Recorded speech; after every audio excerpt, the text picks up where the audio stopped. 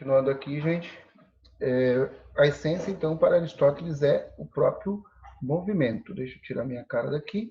Esse movimento, como que ele acontece? Esse movimento, lembrando, o movimento é transformação de potência em ato. Ele acontece por categorias e ele acontece também em forma de causas. Aqui é um pouquinho complicado de entender, eu vou tentar explicar para vocês de uma forma simples. Categorias seria a transformação que a gente consegue ver nas coisas, em tudo. Eu vou dar um exemplo. Você tem uma matéria.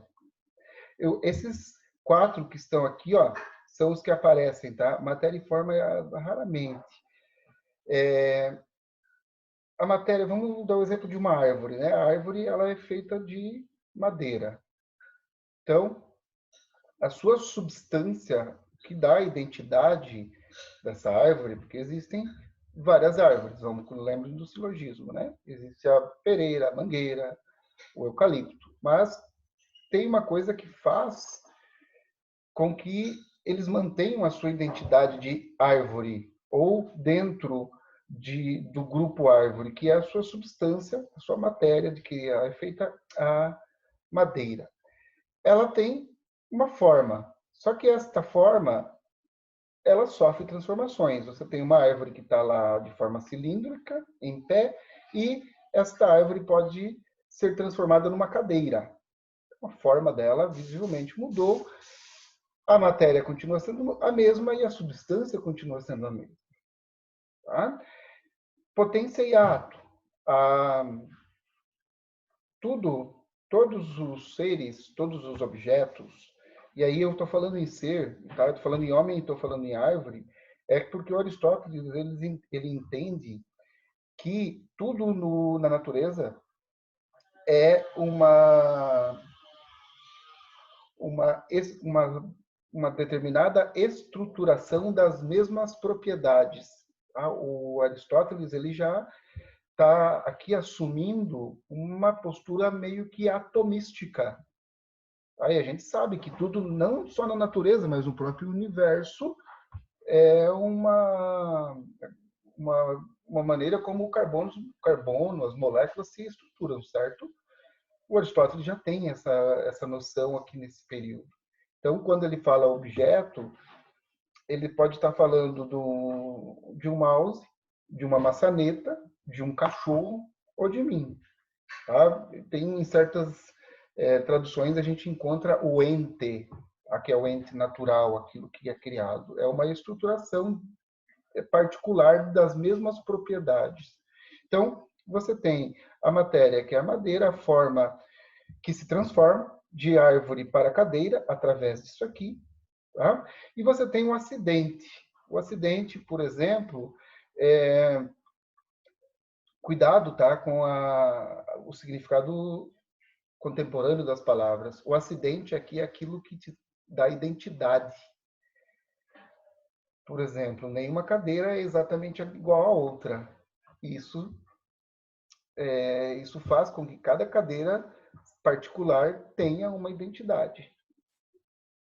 Tá? Para vocês entenderem mais... Onde que eu coloquei aqui? Eu não coloquei aqui. No meu caderno, tá? Aquela foto do caderno tem. Por exemplo, você tem o ser humano, né? Ele tem a matéria, ele tem a forma, ele tem a potência e o ato, e tem o acidente. O acidente é aquilo que faz um ser humano ser homem ou mulher, alto ou baixo, gordo ou magro, e assim por diante. Tá? E ele tem uma substância. A substância ela está ligada aqui à matéria. Ó. Isso aqui está ligado com isso, e isso aqui está ligado com potência e ato, e também com acidente. Então, por que isso aqui raramente aparece? Porque eles se tornam redundantes aqui.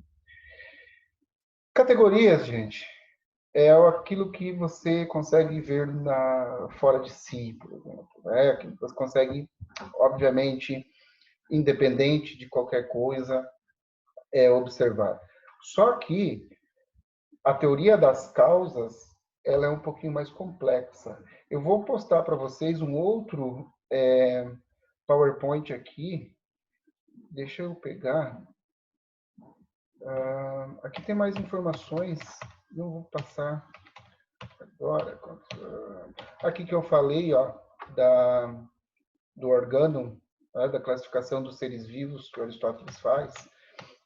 As causas, o acidente aqui, ó, a árvore frutífera que não dá fruto. É uma coisa que dá identidade à causa. Tá? Então, a teoria das 4 causas. Explicam o que é a essência, a origem e o motivo da existência. Tá? Causa significa o que é, como é, por que é e para que é.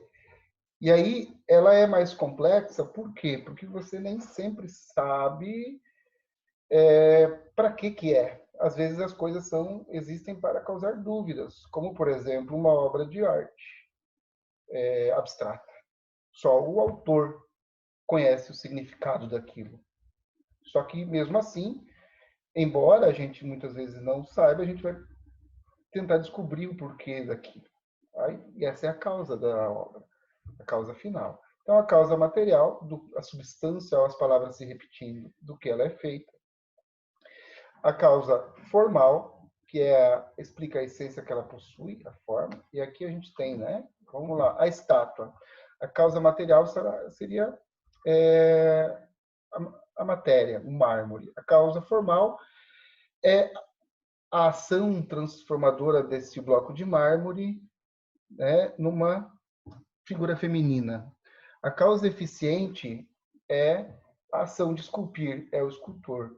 E a causa final é a ideia que o escultor realiza na estátua. Então, a gente pode ter, por exemplo, a madeira.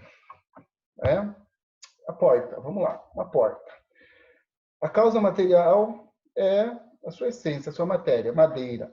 A causa formal é aquilo que você visualmente consegue identificar o que é uma porta e o que é uma janela, o seu formato de porta. A causa eficiente é o marceneiro. E a causa final é o quê? É aquilo que ela se destina a abrir e fechar ambientes. Se a gente fosse analisar, por exemplo, eticamente a porta, se ela consegue abrir e fechar ambientes com excelência, ela cumpriu o seu destino no cosmos. Ou seja, a porta teve uma vida ética, uma vida plena, uma vida bem vivida, segundo Aristóteles. A gente vai chegar em outros exemplos assim. Tá? No caso, então, de um machado, a sua causa final seria cortar, a causa final do olho é enxergar, e assim por diante. Este movimento, ou seja, a transformação da potência em ato, é o que concede a este ente a sua essência. Está aqui a essência do ser. Essa possibilidade que se transforma em finalidade, que novamente é uma possibilidade que se transforma numa nova finalidade. Aqui, o fim é aquilo que se destina. Por exemplo, vocês. Tá? Vocês são estudantes que atualmente, o ato de vocês são estudantes formados no ensino médio que têm como potência se formar na graduação. Olha que lindo. Quando vocês se formam na graduação, vocês estão vocês estão novamente vocês concluem esse ato, vocês atualizam, vocês fazem um movimento aqui. Só que agora você é graduado, você volta para cá. Você tem uma potência de ser um pós-graduado. E aí você vai ser um pós-graduado, já está em ato. Você, novamente, é potência. Estão vendo o movimento? A realização deste movimento é a finalidade da sua vida, é a sua essência. A não realização diz que você falhou com o cosmos. Ok? A não realização das potências. Então, todo ato, ele em si é um processo eudaimônico. O que é a eudaimonia, gente? é o máximo que você podia atingir daquilo que você faz. Tá? Então, para o Aristóteles, felicidade é eudaimonia, é você alcançar o máximo das suas potências. Por exemplo, o Pelé, tá? Ele alcançou a eudaimonia por quê? Porque ele alcançou a máxima potência que ele tinha da habilidade de jogar futebol. Ou seja, o Pelé viveu uma vida eudaimônica. Pelé é um ato em si, um ato completo, certo? Este movimento aqui, esta possibilidade de movimento é a essência do Pelé, ok? Só que vocês conseguem perceber essa questão de causa e efeito, né? Causa e efeito, causa e efeito, causa e efeito, movimento. O Hume vai tentar dizer que não, que isso não existe lá mais tarde, mas ele não consegue, né? Depois vem o Hegel e vai colocar ali, pois não vamos nos dispersar. O Aristóteles ele vai precisar dar um fim nessa história de causa e consequência. Ou melhor, ele vai precisar dar um começo para isso, tá? Para isso ter algum significado. E esse início é a teoria do motor imóvel. Ele vai dizer que tem que existir, e aqui, por favor, tá, gente? Não é Deus em Aristóteles, mas existe uma essência que é o ato puro, uma causa primeira, um impulso natural, aquilo que dá início ao movimento das estrelas, nas palavras de Aristóteles. Tá? E isso ele chama de motor imóvel, de causa primeira, causa não causada. Esta essência, esse ente puro, de ato puro, ele tem 4 características. É eterno, porque não foi criado. É incorruptível, aqui novamente, cuidado com o significado moderno das palavras. Incorruptível, nesse sentido, é que ele não muda ele não tem a sua natureza alterada. Por que ele não tem? Porque ele não é de matéria.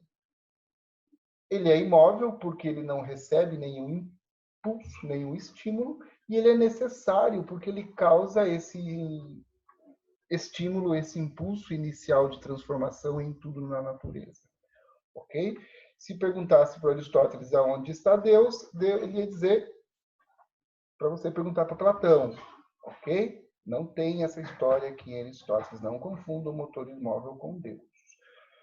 Terminamos a parte da metafísica. Eu vou encerrar o vídeo e a gente continua com a política.